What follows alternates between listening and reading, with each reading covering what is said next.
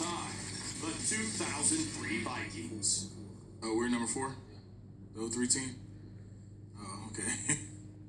Where's another class gonna beat our dome?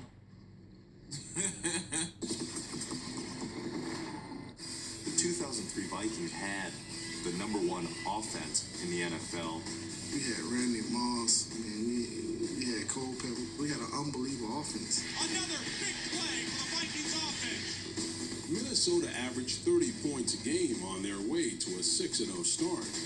When the Vikings were 6-0, that was not a team playing above their heads. They were one of the top teams in the league. But now he look at this! Oh, Williams! Touchdown!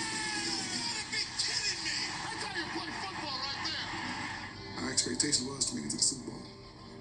The teams that really win, they have a bond that's inseparable. And we had it in the beginning. And somewhere along the line, we got cocky and we lost it. We don't finish this thing out until we finish this thing out. We stopped spending time together. We stopped doing those little things. And from that, it was just a downward spiral. Whatever it takes, take this son of a... I think with all of these collapses, you have to look at the head coaches. Raise your hand if you're going to get better this week. Head coaches' jobs at this point sometimes have less to do with scheme and more to do with motivation. A lot of time, Coach Tyson will get the blame for it. We ain't moving the ball because you 5 and get your asses kicked. Roll the up and block some buddy. The practices were like hard, long, and it wore you out during the course of the year. Practice was hard in the game. You start seeing guys wearing down, getting beat down. Guys started getting hurt. And then one thing led to another. From that point, it's just downhill. A 6'1" rookie robbed Randy Moss like a thief in the night. What do y'all want? We're trying to get to the playoffs. That's all I can tell you.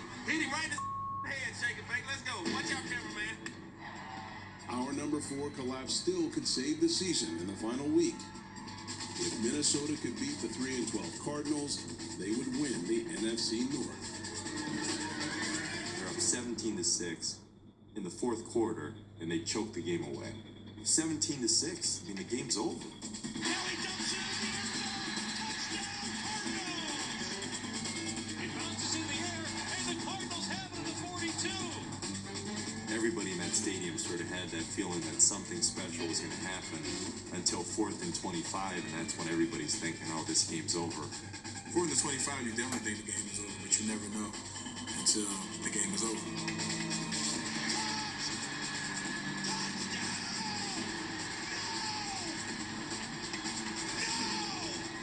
Viking fans will never forget the name Nate Poole. I believe it was caught by Nate Poole. Nate Poole? Who is Nate Poole? Yeah, I remember him. Take that asshole! Don't come back here! Together, opportunity to win this game and possibly get into the playoffs. And we come to lose to the Arizona Cardinals.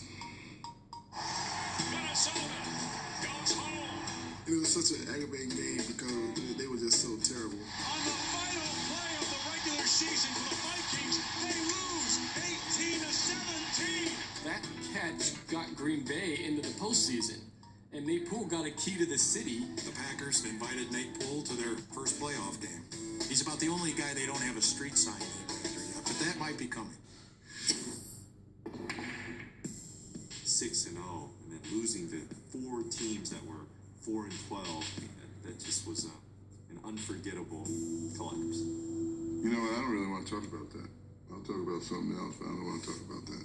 All right, What, I want to rehash we lost? I want to go back to that? well, let me ask you And this. so come up with something better, or else I'm walking out.